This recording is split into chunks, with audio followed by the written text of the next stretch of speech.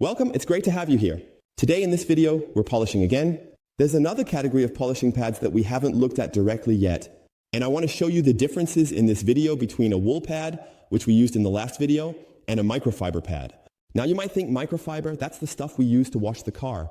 That's really gentle. Yes, at low speeds on the car here, when we wash the vehicle, it's all very gentle. But since it's brought up to speed, it can be quite abrasive. That's why here's my video about the microfiber pad. What should you pay attention to? Speeds, pressure, how does it affect heat generation? How far do we go into the finish? Do we still need a finishing pad afterwards? Are we going to have to polish in multiple stages here? Or is it going to be the usual two-step polish? I wish you a lot of fun. All the info is coming up now. Let's get started. So here we have our polishing subject ready, our BMW E. The pad is on the roof. We already have all the accessories here. Old cloths go down here, new ones are up here.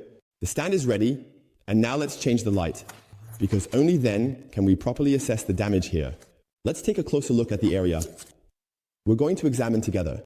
And this is the area. You can see here we've already done a bit of polishing, but I want to take care of this narrow area, right here under this stone chip. This is the area we're going to polish today, and we're going to do that with a microfiber pad.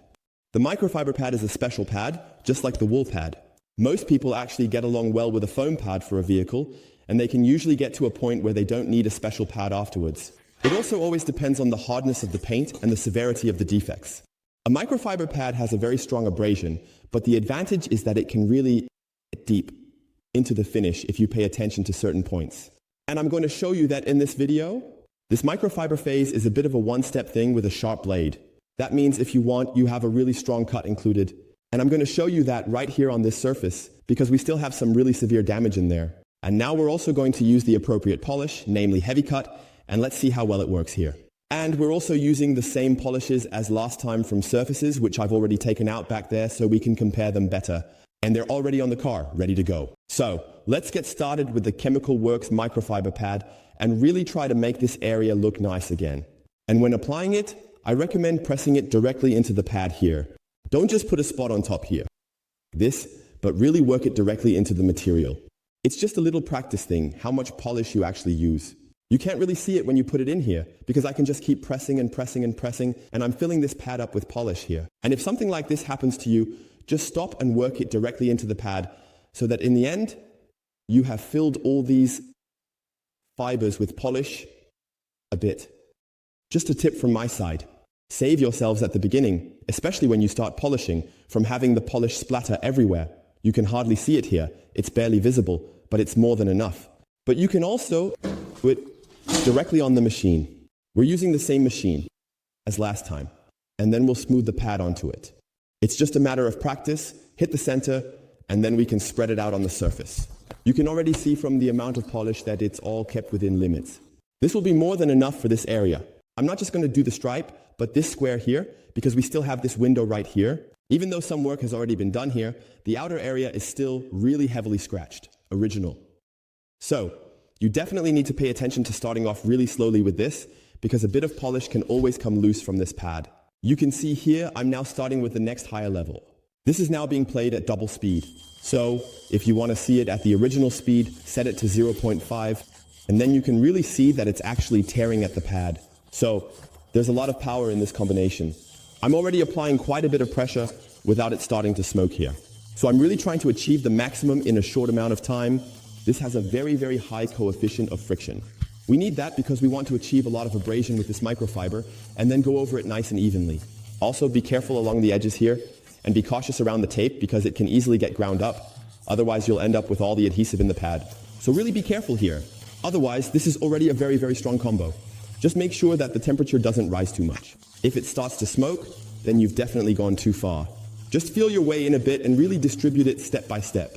Start with level 4, make a few passes, then check it for yourself, and then you can still go up to level 6 and apply pressure, but not too hard. 1,000. So you can already see that worked out well. The dust generation, if we remember from last time, is really significantly lower. We have only a tiny, tiny, tiny bit of dust, less than with the wool pad. That's not because of the pad itself, but simply because the heat generation with the microfiber pad isn't as strong, even though it's definitely there. But it's not as intense when I touch it. The microfiber pad is lukewarm. I have to be careful not to get mixed up with the terms here for you all. The microfiber pad doesn't build up heat as quickly as the pad. And that's already the first advantage. So when you're working with polishes that tend to create a bit of dust, you'll notice a very, very light dust film here, but it's definitely not as strong as the wool pad. And now we come to the point 1000 that I mentioned at the beginning. This pad, and that's why I can say it now, I'm a huge fan of it.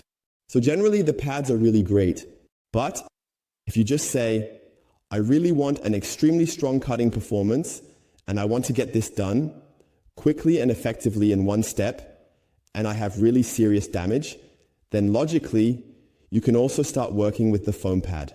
Sure, but let's take a look here now. That looks really, really good. I'll take myself out of this for a moment. Let me switch hands. So let's take a closer look at this. Look at this. It's not perfect. And just see how clear it is. You really have an absolutely haze-free zone here. It has really turned out very, very well. If you notice here, okay, there's still a little scratch left or a small spot, then you could go over that again. But also shows again what I said in the intro. The microfiber pad is basically a one-step pad because it goes really deep into the finish. And in this case, you can even see the perfect finish after this short time, but it still has a sharp edge.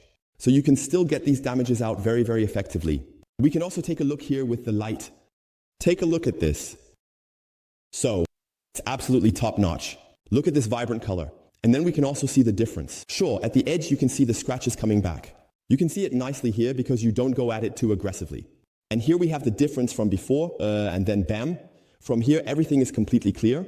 I'm really a super, super big fan of this microfiber pad. Microfiber is not just great for wash mitts, but also here for polishing. Well, there's no better proof than this. Now let's make this nice too. When you've polished a bit, check the pad again. If it's already heavily glued and really pressed flat, then try brushing it out or blowing it free with some air. It fits well. Add more polish. That's it. Add a bit more, we continue. The area is smaller, so we use double speed. You'll see, I'm quicker now. The area we're going to polish now is a bit smaller, so we're going to use double speed here again. But you'll see, I'm going to be a bit quicker this time. Here, I'm also spreading the polish evenly over the surface first, so it distributes well in the pad because I don't want polish splattering everywhere. And now the area is narrower, so I'm moving the machine a bit faster. So here you can really feel the power. The roof may wobble a bit due to paint. There's not much stability in these old cars, but it's working really well. There's just not much stability in these old cars, but you can see here, it's working really, really well. And I'm actually going a bit faster so that the heat doesn't build up too much. So it's really just a matter of practice. A very important tip, take it slow with the speed and pressure. And now we can go over it with the cloth and wipe off any remaining bits. Even though the polish isn't really, it covers something. So, I'll say it again, openly and honestly, if you have any tiny scratches, just go over that spot again. But you can really see what this can do here. And in terms of shine, it's really great. It's not always easy to film everything with the camera, but there's no haze or anything like that on it. To the left of the light, we have a tiny scratch that we can touch up again. But other than that, as I said, this was just one pass. Does this pad really have that much power? DOESN goes deep enough into the finish that I definitely recommend you try something like this if you have more severe damage on the paint. So it's really great to see this in action. You might notice a fiber coming off from the cut edge here.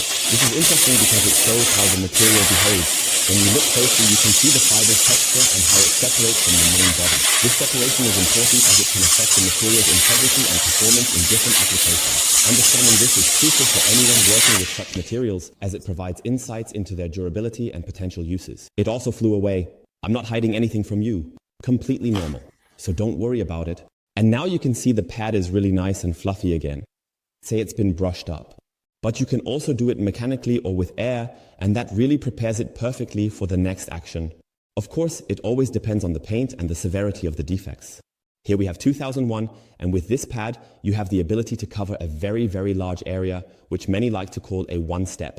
And here it's also important to overload it. This is the same as with all other pads. If you press hard on it and thereby achieve an extremely high grinding effect within a small area and a lot of heat is generated, you will also create slight holograms and veils. You can remove them afterwards by completely easing off the pressure and gently going over the surface again, even with this microfiber pad. A little tip there, So, with this pad you can really go from a very large cut level all the way into a very fine finish. And that's why you can also refer to a pad like this as a one-step pad. And now, a very important fact. I also want to make an extra video about this. The foam from the pads we knew about 5, 6, 7 or 8 years ago couldn't keep up with the hardness of the paint. That means the hardness of the paint kept getting stronger, but the pads SOS EOS didn't improve quickly enough in their strength to polish this issue properly, which meant alternatives were being sought. And that's, for example, the topic of wool fibers, fur pads, microfiber, and everything that goes with it. And that has held true over the years. And that's why there are still many people out there today who say, oh, if I really want to put some power on the paint, then I won't use foam anymore, I'll use my wool pad or my microfiber pad or whatever. The fan base is so large that manufacturers and chemical have acknowledged that fans get what they want. With the foam and ER pads, things have leveled out quickly. The paint's hardness hasn't increased massively, it has stagnated, and pads are catching up fast. The gap between wool, microfiber, and the grey pad isn't as wide anymore. The small heavy cut area between foam, microfiber, and wool isn't that big anymore. And the gap between wool, microfiber, and the grey pad isn't wide anymore, it's like this. And the cut area between foam, microfiber, and wool isn't big anymore. Everything is closer now. And the small heavy cut area between foam, microfiber, and wool really isn't that big anymore. So everything isn't that far apart anymore. And so here's my closing statement. You can choose what you like best. Wool, microfiber, foam, depending on what you want to achieve here, how you work, and what your preferences are with the pads. What do I do now with the other 4 polishes? Sure, there are different paint hardness levels, and with solid black we need to go over it again with a finer finish.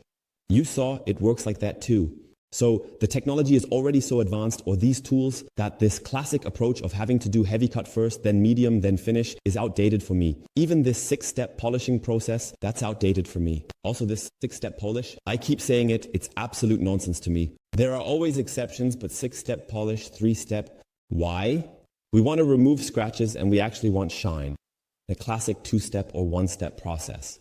Until then, if you have any questions, just drop them in the comments. Otherwise, see you next time. If you have any questions about the pads or want to know more about this topic, just reach out anytime via WhatsApp or in the comments and we can take a look at it in the next few days. And next, we're going to focus on glass. Also in the next few days, it's going to be exciting to remove some scratches here on the glass pads, especially on the front windshield. Very, very interesting topic. And now I wish you a lot of fun. Thank you very much for watching. I appreciate the thumbs up and otherwise see you in the next video. Sebastian, hey everyone.